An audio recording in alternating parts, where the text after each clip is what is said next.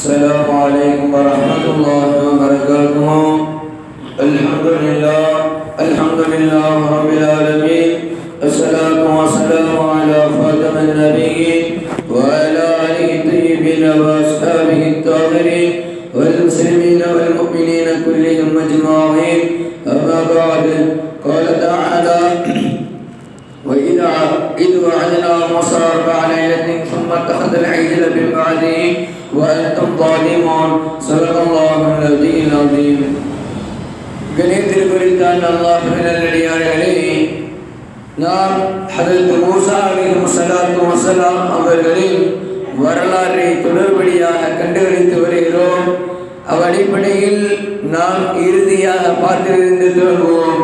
அன்பானவர்களே, ஹதரத் மூஸா அலைஹிஸ்ஸலாத்து வஸ்ஸலாம் தம்முடைய கூட்டமாக இருக்கக்கூடிய பனி இஸ்ரவேலர்களை அழைத்து சென்று ஒரு எகிப்து நாட்டிற்கு அடுத்த நாடாக இருக்கக்கூடிய மிஸ்ருக்கு தன்னுடைய கூட்டமும் ஹதரத் மூஸா நபி அவர்களும் தன்னந்தனியாக வாழ ஆரம்பித்து விட்டார்கள். அல்லாஹ்வை வணங்கி மூஸா நபி அவர்களுக்கு கட்டுப்பட்டு ஒரு அழகிய வாழ்க்கையை தொடங்கிட மூஸா நபியினுடைய கூட்டம் அழகான முறையிலே நம்முடைய வாழ்க்கையை அமைத்துக் கொள்வதற்காக வேண்டி, இறைவனை வணங்குவதற்காக வேண்டி அனைவர்களும் சென்று விட்டார்கள்.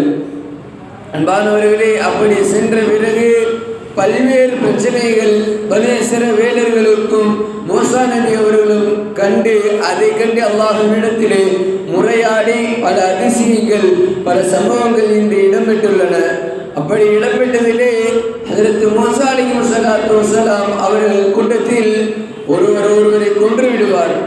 ஒருவரை கொண்டு விட்ட பிறகு அவர் இறந்த விஷயத்தை எவ்வாறு கண்டறிவது என்று நபி மூஸா நபியிடத்திலே கேட்பார்கள்.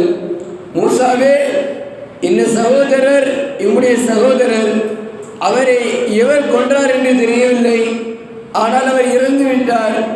அவர் இறந்ததை நாங்கள் எவ்வாறு கண்டுகளிப்பது, எவ்வாறு நாங்கள் காண்பது என்பதாக கேட்க, உடனே ஹதரத் மூஸா அலைஹிஸ்ஸலாத்து வஸ்ஸலாம் அவர்கள் அம்மக்களிடத்திலே சொன்னார்கள்: நீங்கள் சென்று ஒரு பசு மாட்டின் என்ன செய்யுங்கள், வாங்கி வாருங்கள்.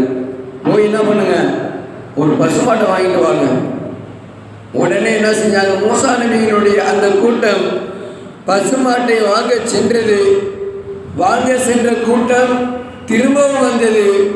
ஓ மூஸாவே, பசுமாடுனா குண்டா இருக்கணுமா, மெலிசா இருக்கணுமா என்று மூஸா நபி இடத்திலே அடுத்த கேள்வியை தொடுக்க, மூஸா நபி அவர்கள் அழகான கொளுத்த ஒரு அழகிய மாட்டை வாங்கி வாருங்கள் என்று ஹதரத் மூஸா அலைஹிஸ்ஸலாத்து வஸ்ஸலாம் அவர்கள் மக்களுக்கு கட்டளையிட்டார்கள். பின்பு மூஸா நபியினுடைய கூட்டம் சென்றது. பின்பு திரும்பி வந்தது. திரும்பவும் மூஸா நபி அவர்கள் அந்த மக்கள் எல்லாம் மூஸா நபி இடத்திலே கேட்டார்கள்: ஓ மூஸாவே, மாடு வாங்க சொன்னீர், அது குண்டாக இருக்க வேண்டும் என்று சொன்னீர், அது எத்தனை ஆண்டுகள் கடந்திருக்க வேண்டும்? உடனே மூஸா நபி அவர்கள் சொன்னார்கள்: அது நல்ல நிலைமையில், அதை அறுத்து பலியிட நல்ல தகுந்த நிலைமையில் உள்ள, நல்ல வருடம் உள்ள ஒரு மாற்றை நீங்கள் செய்யுங்கள், வாங்கி வாருங்கள் என்று சொன்ன பிறகு உடனே மூஸா நபியுடைய கூட்டம் திரும்பவும் சென்றது. திரும்பவும் சென்றுவிட்டு திரும்பவும் வந்தது. இப்படி மூஸா நபியிடத்திலே கேள்விக்கு மேல் கேள்வியாக கேட்டு அது கிடைக்காமல் போனது. அந்த மாடு இறுதி வரை கிடைக்காமல் கடைசியிலே மஞ்சள் நிறம் குண்டான மாடு 10 அல்லது 11 வருடங்கள் கடந்தது என்று பல்வேறான குறிப்புகள் கொண்ட மாட்டை உலகம் முழுவதும் தேடித்திருந்தார்கள் பனி இஸ்ரவேலர்கள். கடைசியிலே ஒரு மனிதனிடத்திலே, ஒரு வாலிபனிடத்திலே அம்மாடு கிடைத்தது. உடனே அந்த மாடை வாங்கி வந்து அறுத்தார்கள். அறுத்துவிட்ட அந்த மாட்டை அதனுடைய சதை எடுத்து, அதனுடைய நாக்கை எடுத்து தன்னுடைய அந்த மையத்தின் மீது அடித்தார்கள். அடித்தவுடன் மையத்தை எடுத்து திரும்பவும் பேசியது: இன்ன நபர் இந்த வேலையிலே என்னை எதற்காக வேண்டி கொலை செய்தார் என்று சொல்லிவிட்டு மீண்டும் மௌத்தாகிவிட்டது. அன்பானவர்களே, மூஸா நபியினுடைய கூட்டத்தினரிடத்திலே இருக்கின்ற பெரிய கெட்ட குணம் என்ன தெரியுமா? நபி மூசா நபி அவர்கள் சொல்லுவார்கள், சொல்லப்பட்ட விஷயத்தை துருவி துருவி கேட்பார்கள். ஒரு விஷயம் சொல்லிவிடுவார்கள், அந்த விஷயத்தை உடனே ஏற்க மாட்டார்கள். முன்பு நபி மூசா அவர்கள் சாதாரணமான ஒரு மாட்டை மாத்திரம்தான் வாங்கி வர சொன்னார்கள்.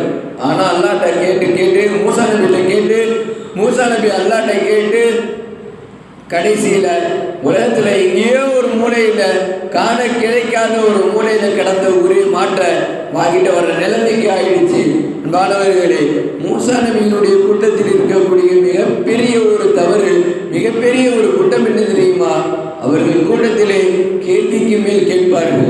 மூசா நபி ஒரு விஷயத்தை சொல்லிவிட்டால் அதை அத்தோடு ஏற்க மாட்டார்கள். அது என்ன செய்வார்கள்? அது எப்படி இருக்கும், இது எப்படி இருக்கும், இது எப்படி இருக்கலாம் என்று கேள்விக்கு மேல் கேள்வி, வினாவிற்கு மேல் வினாவை எழுப்பி மூசா நபியை கஷ்டத்திற்குள்ளாக்கி விடுவார்கள். இது அல்லாஹ் என்ன செய்வான்? அவர்களுக்கு பலிவாக்கி விடுவான். அன்பானவர்களே, நாமும் இதை போன்ற கேள்விகளை இஸ்லாமிய மார்க்கத்திலே கொடுத்தால் அல்லாஹ் தஆலா நமக்கு என்ன செய்து விடுவான்? இழுவை கூட கஷ்டமாக்கி விடுவான். சாதாரண 2 ரக்காத்தை, இந்த 2 ரக்காத்தை எவ்வாறு, எப்படி, எந்த நேரத்திலே, எந்த சமயத்திலே என்று நம் கேள்விக்கு மேல் கேள்வி நம் மனதிலே எழுப்பி அந்த கேள்விகளை பிற இமாம்களிடத்திலே எழுப்பி மக்களிடத்திலே எழுப்பினால் இறுதியில் அந்த 2 ரக்காத்தும் நாம் தொழுவதற்கு வலுவாகிவிடும். ஆக அன்பானவர்களே, ஒரு விஷயம் சொல்லப்பட்டால் அந்த விஷயத்தை என்ன செய்ய வேண்டும்? உடனே ஏற்று அமல் செய்ய வேண்டும். அதற்கு மூசா நபியுடைய கூட்டம் போல் கேள்விக்கு மேல் கேள்வியை தொடுத்து அந்த கேள்வியை வலுவாக்கி இறுதியில் அமலை இலகுவாக்காமல் கஷ்டமாகிக் கொள்வது மிகப்பெரிய ஒரு ஆபத்து. எனவே அன்பில் குறித்தானவர்களே, இஸ்லாமிய மார்க்கம் நமக்கு என்ன சட்டத்திட்டங்களை எல்லாம் கூறியிருக்கிறதோ, நாயகம் ஸல்லல்லாஹு அலைஹி வஸல்லம் நம்ம மீது என்ன நல்ல நல்ல விஷயங்களை எல்லாம் சொல்லியிருக்கிறார்களோ அனைத்தையும் ஏற்று அல்லாஹ்விற்கு கட்டுப்பட்டு நபிக்கு தாழ்வாக்கி நம்முடைய அனைத்து விதமான அமல்களையும் இலகுவாக்கி செய்யக்கூடிய மிகப்பெரும் தௌஃபீக்கினை ரப்பல் ஆலமீன் நம் அனைவருக்கும் தருவானாக.